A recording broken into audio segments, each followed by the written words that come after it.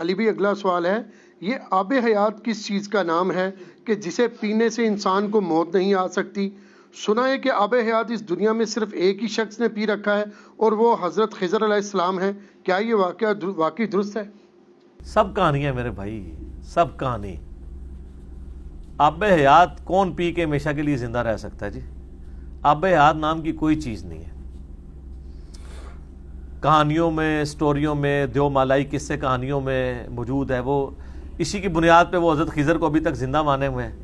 قرآن تو بار بار کہتا ہے کل نفس ذائقۃ الموت، ہر نفس نے موت کا مزہ چکھنا ہے۔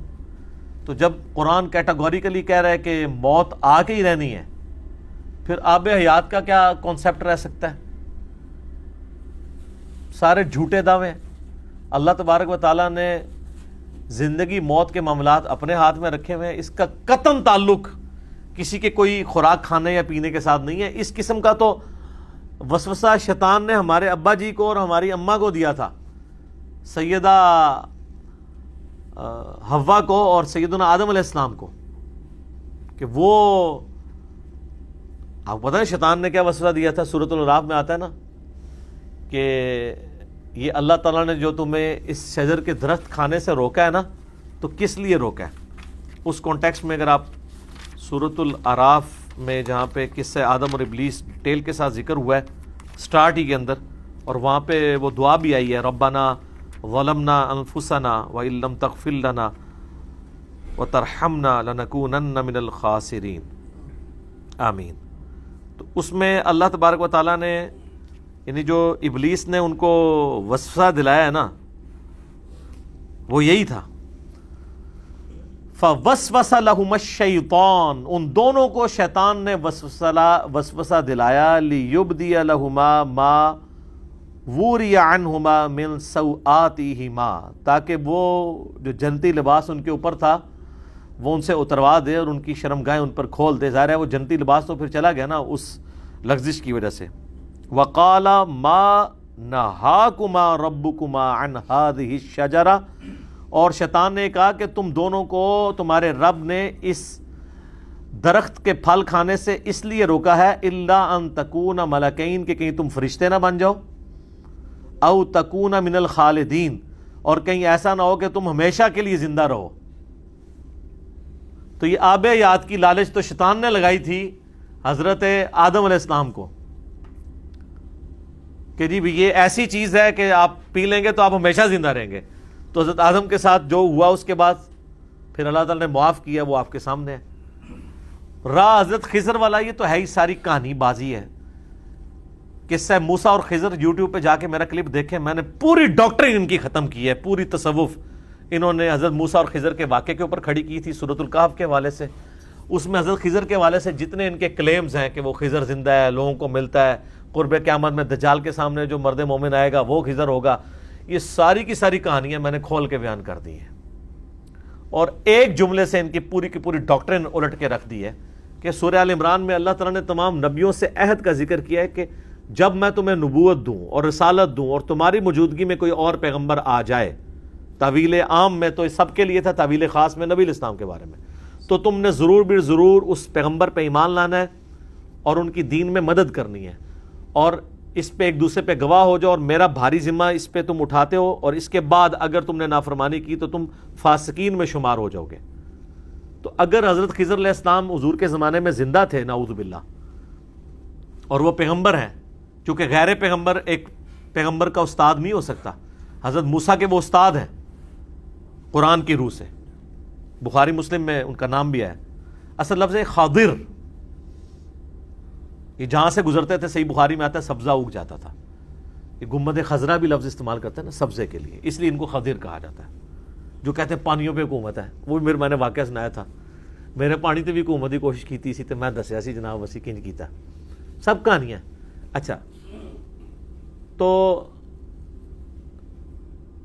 حضرت خضر علیہ السلام کے بارے میں وہ کہتے ہیں کہ انہوں نے آب حیات پیا ہوا ہے تو وہ زندہ ہے۔ تو بھئی میں نے اس میں کہا تھا کہ نبی علیہ السلام کے زمانے میں اگر وہ زندہ تھے تو قرآن کی روح سے تو ان کو نبی علیہ السلام کی غزوہ بدر میں، احد میں، خندق میں، تبوک کے موقع پر آ کے حضور کی مدد کرنی چاہیے تھی، آپ کے سپاہیوں میں شامل ہونا چاہیے تھا، اور اگر وہ نہیں ہوئے ہیں کسی ضعیف روایت سے بھی نہیں ثابت کہ وہ کبھی آئے ہوں یا آپ پہ ایمان لائے ہوں سامنے آ کے صحابہ کی موجودگی میں. بھئی حضرت جبرائیل اگر انسانی شکل میں آ سکتے ہیں تو حضرت خضر نہیں تھے آ سکتے؟ تو قرآن کی روح سے تو ان کی نبوت اور سب کچھ چھن چکا ہے, تو آپ ان کے بارے میں اتنا بڑا فتویٰ لگانے لگے ہیں. وہ ہے ہی نہیں تھے. حضرت موسیٰ کے زمانے میں تھے, اب واللہ عالم وہ پیغمبر تھے یا کوئی فرشتہ تھا, فرشتوں کا پیغمبر تھا جو انسانی شکل میں آیا تھا حضرت موسیٰ علیہ السلام کو مسئلہ تقدیر سمجھانے کے لیے. That's all. اور مسلم شریف سے جو پیش کرتے ہیں نا قرب قیامت میں, جو ایک دجال کے سامنے مومن کھڑا ہو جائے گا, اس میں آگے الفاظ ہیں, وہ راوی کہتا ہے کہا جاتا ہے وہ حضرت خضر ہیں. سند کوئی نہیں, کہا جاتا ہے یعنی سن سنا کے سننی, روایتیں مشہور. یہ بھی جی آب حیات پی لی حضرت خضر کو, اب موت ہی نہیں آنی ہے. اور کتنے لوگ ہیں پوری پوری زندگی وہ پھر نا چلت پھرت بھی کرتے رہے ہیں ہمارے بزرگوں میں سے نا. بزرگ میں عزت کے معنوں میں نہیں کہہ رہا, پرانے ہونے کے معنوں میں کہہ رہا ہوں کہ وہ آب حیات کی تلاش میں پھرتے رہے. ہمیں کہیں سے آب حیات مل جائے تو ہم پی لیں تو ہم کبھی نہیں مریں گے. سر آپ کے ابا جی کو آب حیات کی لالچ سورہ الاعراف میں نے آیت پڑھ دی تھی شیطان نے, تو پھر ان کو کس آزمائش سے گزرنا پڑا اور اس کے بعد ہمیں بھی آج تک گزرنا پڑ رہا ہے. تو آپ بھی مہربانی کریں یہ آب حیات کی تلاش چھوڑ دیں. موت کو کوئی نہیں ٹال سکتا, کوئی زندگی کسی کی لمبی نہیں کر سکتا, کوئی زندگی کسی کی کم نہیں کر سکتا. یہ اللہ کے فیصلے ہیں. سورہ نساء میں آیا تم اپنے آپ کو مضبوط قلعوں میں بھی بند کر لو نا, موت تمہیں وہاں پہ بھی آ کے رہے گی. سورہ آل عمران میں آیا کہ غزوہ احد کے بعد کئی منافقین نے کہا کہ ہم نے اپنے بھائیوں کو منع کیا تھا کہ جنگ میں نہ جاؤ ورنہ مارے جاؤ گے.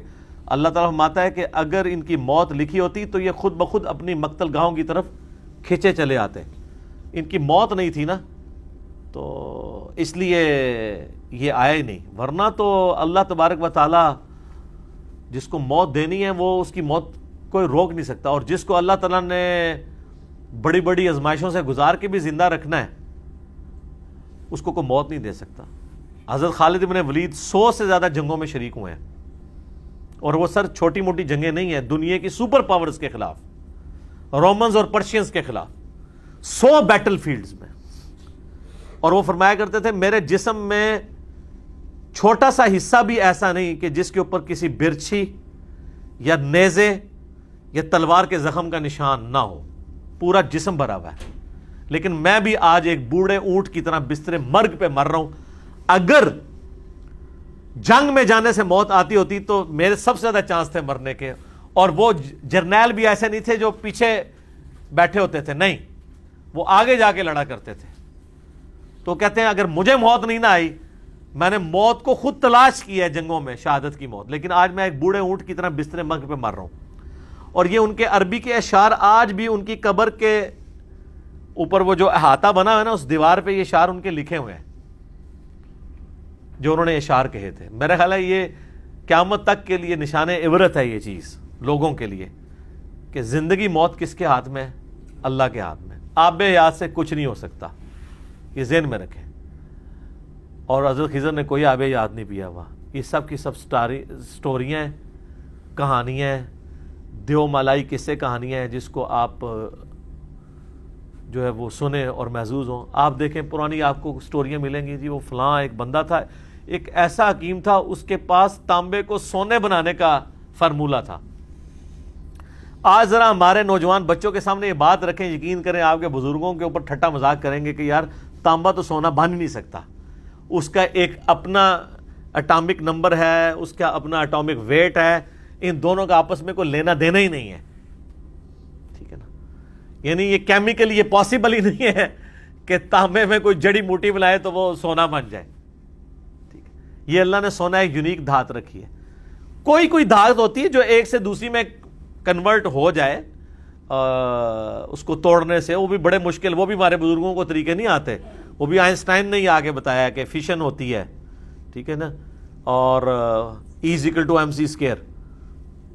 ان بیچاروں کو کیا پتا, انہوں نے تو یار ان تیل نہیں دریافت ہوا سے.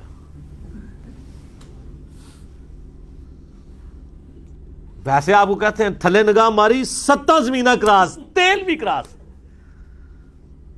اتنے ماری تے جناب کوئی کہتا جی عرش تک پہنچ گئی, لوح محفوظ تک پہنچ گئی. کوئی کچھ نہیں میرے بھائی, کوئی کچھ نہیں کر سکتا. سر جن بزرگوں کے بارے میں آپ یہ کلیم کر رہے ہیں نا, ان کے سامنے سمارٹ فون رکھ دیا جائے نا, وہ سمارٹ فون نہیں آپریٹ کر سکتے. اسمارٹ فون چھوڑ دیں, عام ٹیلی فون نہیں آپریٹ کر سکتے, تو وہ ٹیلی فون بنانا, یہ تو سر کہانی ختم, یہ تو بہت مشکل کام ہے. میں کہتا ہوں اگر وہ لوگ آج زندہ ہو جائیں تو وہ تو گوروں کو, بوئنگ کو اور ایئر بس والی کمپنی کے جو مالکان ہیں ان کو اولیاء اللہ مان لیں, کہ جنہوں نے جناب 450-500 مسافروں کو اڑانے والے پرندے بنا لیے ہیں, ایئر بس A380 اور بوئنگ 747, بوئنگ 777. انسانی ترقی ہے نا دماغ کی, تو یہ جہاز کیوں نہیں کسی نے بنا لیا؟ ویسے کہتے ہیں جناب وہ ایک نماز مدینہ شریف پڑھتے سن, دوسری جناب مکہ شریف, تیسری بیت المقدس, چوتھی بغداد شریف, سب کہانی ہے, کوئی نہیں پڑھ سکتا اس طریقے سے. آج بھی کسی کے پاس چارٹر طیارہ ہو تو مشکل ہے اس طریقے سے ادھر نمازیں پڑھنا. پھر میں اس کی انجینئرنگ کرتا ہوں کہ مسلم شریف میں تو بنو سلمہ کو نبی علیہ السلام نے دیکھا ایک چوراہے پہ کھڑے ہوئے, پوچھا کیوں ادھر کھڑے؟ ان کا یا رسول اللہ نماز میں لیٹ ہو جاتے ہیں, بڑی دور سے چل کے آنا پڑتا ہے, ہم نے سوچا ہم مدینہ شریف کے قریب مسجد نبوی کے گھر لے لیں.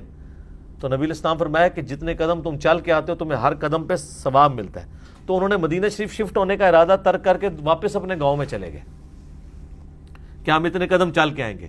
تو نبی علیہ السلام کو تو فرمانا چاہیے تھا کہ بھئی تمہارے بعد اتنے بڑے بڑے اولیاء اللہ آئیں گے, وہ اڑ کے نمازیں پڑھا کریں گے مکہ مدینے, تو تم تو اولیاء کے سردار ہو.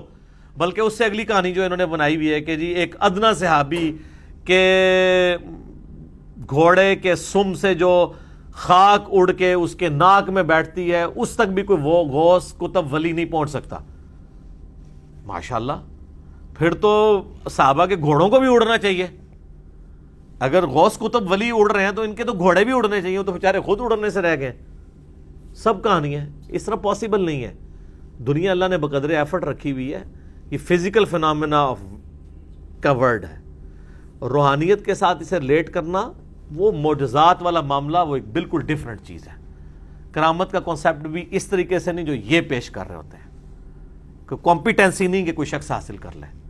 ایک الگ سے ایک بحث ہے, اس کے اوپر میری کئی ویڈیوز ریکارڈڈ موجود ہیں. تو بات کہاں سے کہاں نکل گئی. میں نے آب حیات کے حوالے سے ڈسکشن کر رہا تھا کہ جس طرح باقی بڑی بڑی کہانیاں مشہور ہیں نا, آب حیات بھی ان کہانیوں میں سے ایک کہانی ہے. اللہ تعالیٰ ان کو عقل دے, کس قسم کی یہ باتیں یعنی پبلک کے اندر مشہور کرتے ہیں. وادی جن پہ بھی آپ نے میرا کلپ دیکھا کہ وہ ایک نظر کا دھوکہ ہے, ایلوژن ہے. وہاں کے یعنی پہاڑی اور زمین کا جو آپس میں اینگل اس طریقے سے ہے کہ وہ اٹ سیم لائک دیٹ, اسے گریوٹی ہل کہتے ہیں, نظر کا دھوکہ ہوتا ہے. وہ جو آپ کو ڈھلوان ہے وہ اونچائی کے طور پہ نظر آ رہی ہوتی ہے, لیکن with respect to sea level وہ ڈھلوان ہوتی ہے, تو وہ آپ کو چیزیں اوپر چڑھتی ہوئی نظر آ رہی ہوتی ہیں. وہ تو آپ اپنے گھر میں بھی بنا سکتے ہیں. ایمز روم بنانے کے بارے میں نے اس میں بتایا تھا. تو خیر اس کلپ کا یہ فائدہ ہوا کہ بعد میں نا دعوت اسلامی کے امیر کی طرف سے بھی ایک ویڈیو آ گئی کہ وادی جن میں کوئی جن شین نہیں ہے, نہ کوئی اس وجہ سے یہ چیزیں اس طرف جاتی ہیں. خیر ان کو تو سائنٹیفک فنامنا کا پتہ ہی نہیں, وہ سائنٹیفک فنامنا ہے. وہ تو انڈین مقبوضہ کشمیر میں لداخ کے مقام کے اوپر بھی وہ گریوٹی ہل پائی جاتی ہے. پاکستان میں کوئی نہیں ہے, سعودیہ میں وادی جن کے اندر ہے. وہ ایک ٹوٹلی فزیکل فنامنا ہے. اس پہ کلپ ہمیں بنانا پڑا. ڈیڈ سی کے اوپر کلپ بنانا پڑا جی, اس میں بندے ڈوبتے نہیں. آپ گھر ڈیڈ سی بنا سکتے ہیں لیکن خرچہ بہت زیادہ ہوگا, نمک بہت زیادہ ڈالنا پڑے گا, تو وہ اس کی کثافت زیادہ ہے, اس وجہ سے نہیں ڈوبتے. اور اس کو سب چیزوں کو روحانیت کے ساتھ جوڑا ہوا ہوتا ہے. اسلام نے ان توہمات کو سائٹ پہ رکھ کے ڈیفینیٹ علم پہ بات کی ہے. وَلَا تَقْفُ مَا لَيْسَ لَكَ بِهِ عِلْمٌ إِنَّ السَّمْعَ وَالْبَصَرَ وَالْفُؤَادَ كُلُّ أُولَٰئِكَ كَانَ عَنْهُ مسئولا. اے انسان کسی چیز کی پیروی اس وقت تک مت کر جب تک کہ تجھے ڈیفینیٹ علم نہ حاصل ہو جائے. بے شک کان, آنکھ اور دل, عقل بھی کہہ سکتے ہیں, دماغ ہو یا دل ہو, اس کے بارے میں تمہیں پوچھا جائے گا کہ ان انسٹرومنٹس کو یوز کر کے تم نے حق بات تک پہنچنے کی کوشش کیوں نہیں کی. تو اسلام توہمات میں نہیں, ڈیفینیٹ علم میں بلیو رکھتا ہے. اور علم دو ہی ہیں, یا وحی کا علم ہے, کتاب و سنت کا علم جسے ہم ریویلڈ نالج کہتے ہیں, یا ایکوائرڈ نالج ہے جسے ہم سائنس کا علم کہتے ہیں. تو نہ سائنس اس چیز کو سپورٹ کرتی ہے کہ کوئی آب حیات ہے کہ جس کے بعد کبھی انسان کو موت نہیں آئے گی, اور نہ کتاب و سنت اس کو سپورٹ کرتا ہے. بلکہ موت وہ حقیقت ہے کہ جس کو وہ لوگ بھی مانتے ہیں جو خدا کو نہیں مانتے. اتنی بڑی حقیقت ہے موت. تو آب حیات کا تو کوئی سائنس میں کوئی وجود نہیں ہے, نہ کتاب و سنت میں کوئی وجود ہے. بلکہ سورۃ الاعراف کی وہ آیت کافی تھی کہ یہ شیطان کا وسوسہ تھا جو حضرت آدم کو دلایا. پھر دیکھ لیں انہوں نے وہ پھل کھایا تو اس کے بعد آب حیات والا معاملہ تو نہیں ہوا, خود بھی ازمائش میں ڈلے اور آج تک ان کی اولاد بھی ازمائش میں ہے. اللہ تعالیٰ ہمیں اس ازمائش میں سے نکال کے اپنے اصلی مقام جہاں سے ہم نکالے گئے تھے جنت میں اپنے پیغمبروں کا پڑوس نصیب فرمائے. آمین ثم آمین. ٹھیک ہے. جزاکم اللہ خیرا.